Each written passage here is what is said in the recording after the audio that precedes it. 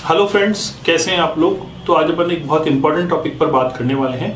Topic है marks हमारे कम क्यों आते हैं, और दूसरा टॉपिक ये है कि अपन थ्योरी की प्रिपरेशन कैसे करें, थ्योरी की प्रिपरेशन और अपने मार्क्स कैसे अच्छे लाएं। वीडियो के लास्ट तक बने रहिएगा, वीडियो बहुत इंपॉर्टेंट होने वाला है।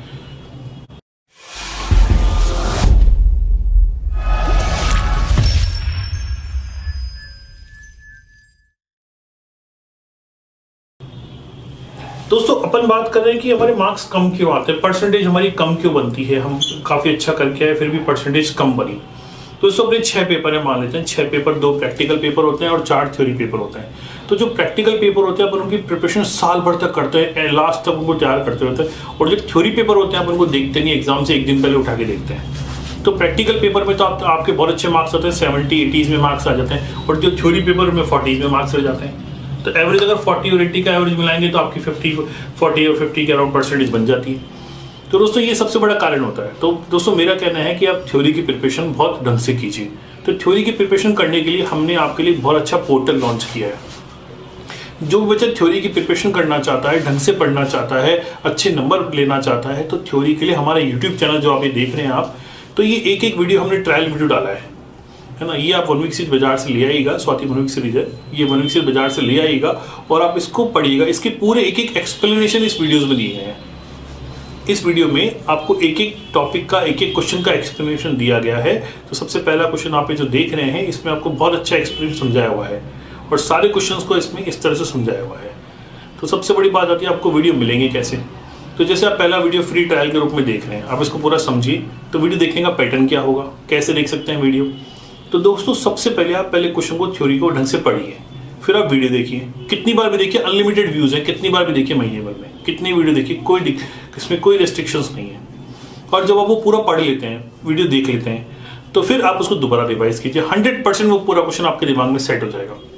दोस्तों, साइंटिफिकली प्रूव है, अपन जो चीज पढ़ते हैं वो इतनी जल्दी याद नहीं होती। जितना कि अपन देखते हैं, अपन कोई भी चीज सामने देख रहे हैं और फिर वो अपन को समझ रहे हैं, तो बहुत जल्दी लर्न होती है। जैसे अपन पिक्चर देखने जाते हैं, कोई भी डायलॉग के सामने चल रहा है तो तुरंत अपने को लर्न हो जाता है, और ऐसे डायलॉग लर्न करने बैठेंगे तो लर्न नहीं होगा।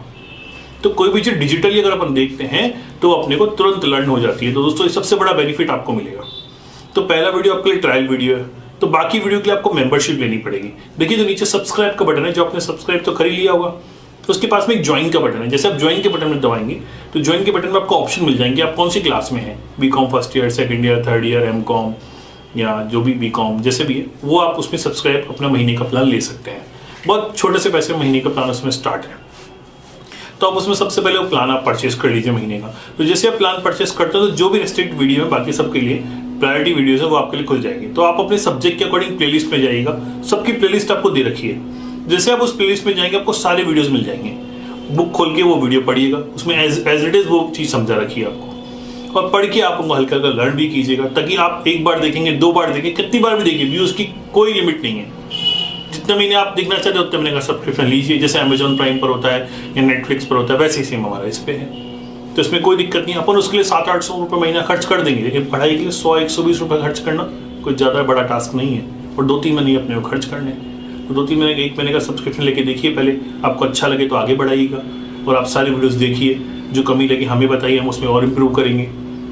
ठीक है। सबसे बड़ी बात यह कि आपको उससे एक डिजिटल प्लेटफॉर्म मिलेगा, जिससे आप देख के, समझ के और लर्न कर सकते हैं, और एग्जाम में लिखने के लिए आपको लैंग्वेज मिलेगी। तो दोस्तों, ज़्यादा बातें नहीं करते हुए आप क्वेश्चन 1 को पढ़िए, और अपन आगे मिलते हैं फिर आपसे।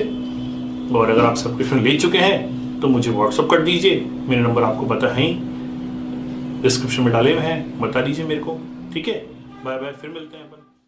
हेलो फ्रेंड्स, स्वागत है आपका अपनी ऑनलाइन क्लासेस के अंदर। हम पढ़ रहे हैं बिजनेस लॉ फर्स्ट ईयर का ये सब्जेक्ट है। बहुत ही इंटरेस्टिंग सब्जेक्ट है ये। इसके अंदर हम कॉन्ट्रैक्ट के बारे में पढ़ेंगे, पार्टनरशिप के बारे में पढ़ेंगे, सेल्स ऑफ गुड्स के बारे में पढ़ेंगे।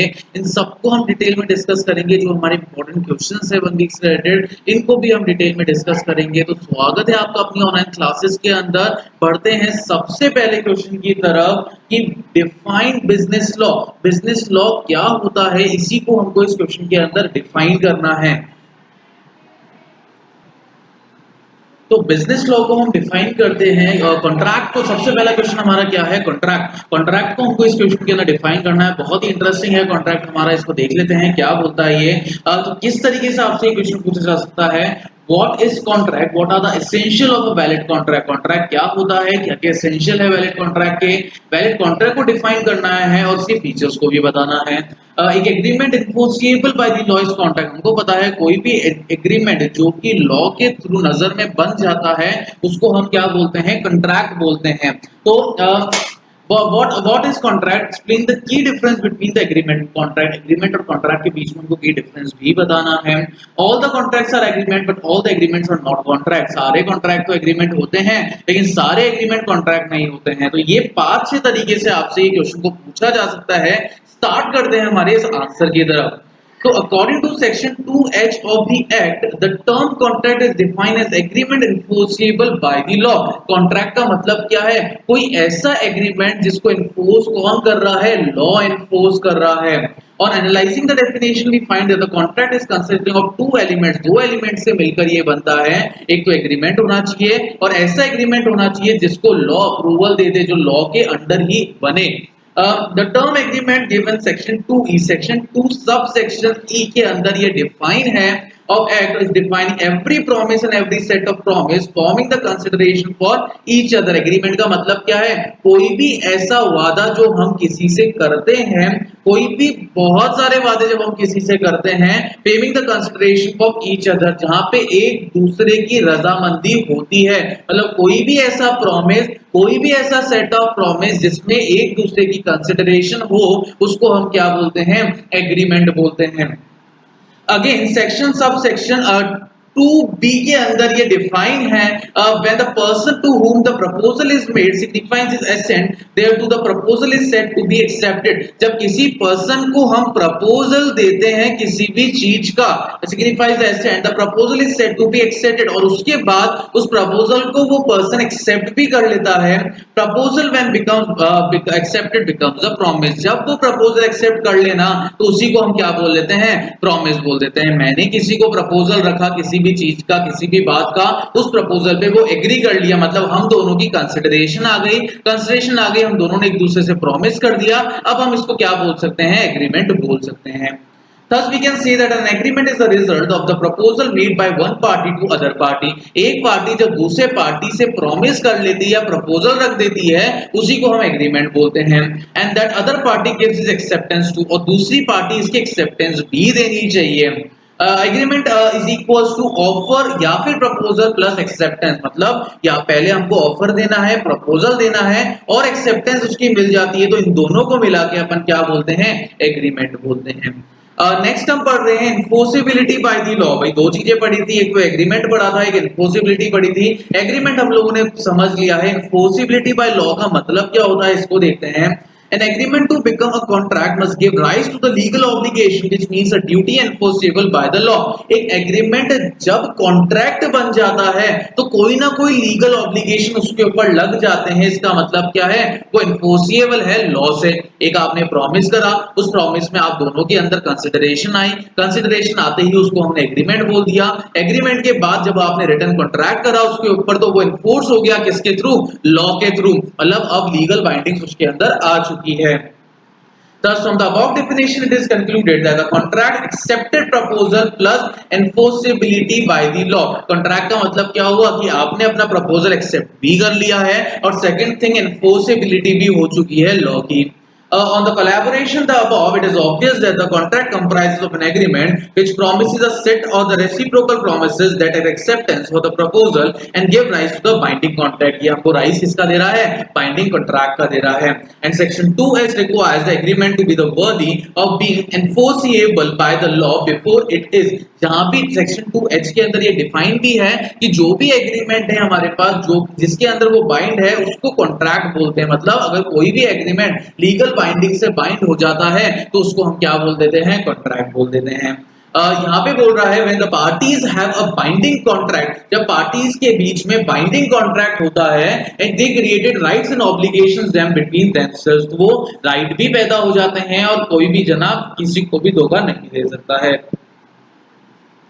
इसके अंदर एक एग्जांपल भी ले लेते हैं हम लोग। ए ने B when B sell the car for ₹2 lakh to B, A ने एग्री करा कि मैं बी को कार बेच रहा हूं 2 लाख रुपए की।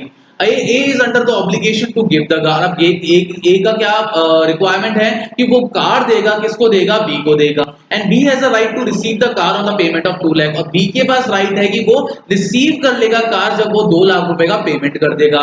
And also the B has under the obligation to pay the 2 lakh to A, और वो ऑब्लिगेशन के अंदर भी है कि उसको 2 लाख रुपए देने ही देने हैं। And he has a right to receive the 2 lakh, और ए के पास राइट है कि वो 2 लाख रुपए रिसीव कर लेगा। So the law of contract deals with such obligation which has resulted from the agreements। तो law का मतलब क्या है, वो सारे legal obligation जो कि agreements के अंदर bind हो जाते हैं उन्हीं को अपन क्या बोलते हैं, law of contract बोलते हैं। Such obligation must be contractual in nature, ये contractual होने चाहिए nature के अंदर। Some obligation are outside the preview of the law of contract, और कुछ obligations ऐसे भी होते हैं जो contract के अंदर mention नहीं हो सकते हैं। एग्जाम्पल के तौर पे हमने यहाँ पे दे रखा है an obligation to maintain the wife and children, an order of the court of the law, एक ऑब्लिगेशन दिया कि वाइफ और चिल्ड्रन को आपको मेंटेन करना पड़ेगा कोर्ट के ऑर्डर से। These are the status obligation and so out of the scope of the contract act। ये तो ऑब्वियसली चीज है ना, तो ये कॉन्ट्रैक्ट एक्ट के अंदर ये चीजें नहीं आती, मतलब ऑब्वियस चीजें कॉन्ट्रैक्ट एक्ट के अंदर नहीं होगी। On what condition does the Indian Contract Act recognize the agreement of the parties as a contract? अब कौन सी कंडीशंस ऐसी होती हैं जहाँ पे इंडियन कॉन्ट्रैक्ट एक्ट हमको ये बताता है कि कोई भी एग्रीमेंट होता है जिसके अंदर प्रॉमिस तो होता ही होता है, वो कॉन्ट्रैक्ट बन जाता है।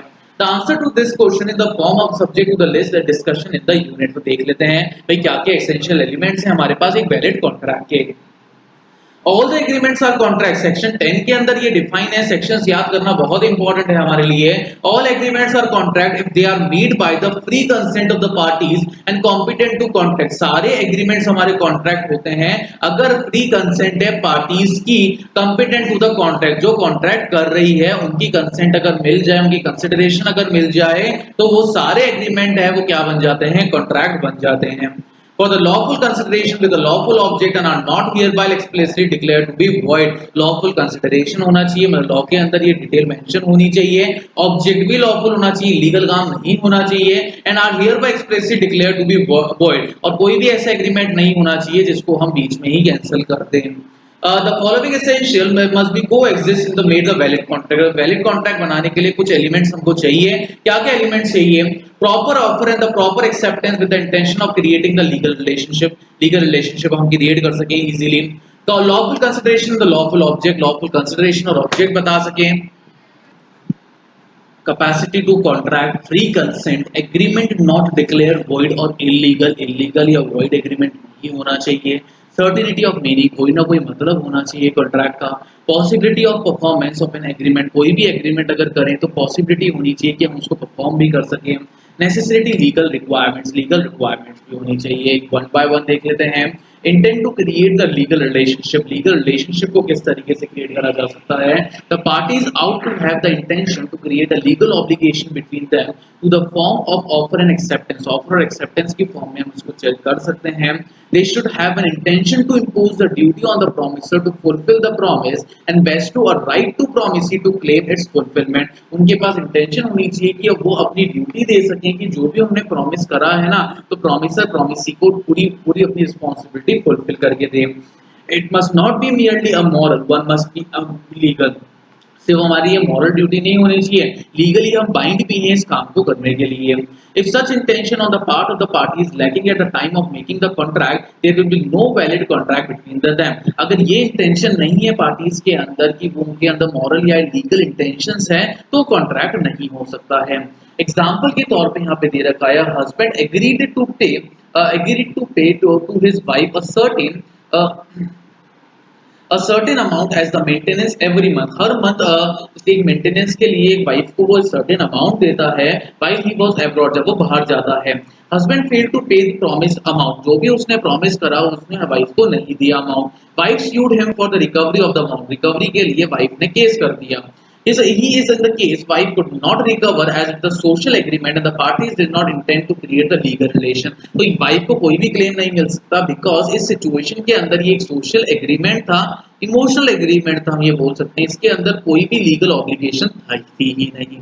Lawful consideration and lawful object, is the essential element of a valid contract. ये essential element है हमारे valid contract की. Consideration is the technical word meaning the poet propose something in return. Consideration का मतलब क्या होता है? कोई ना कोई चीज रिटर्न के अंदर होनी चाहिए.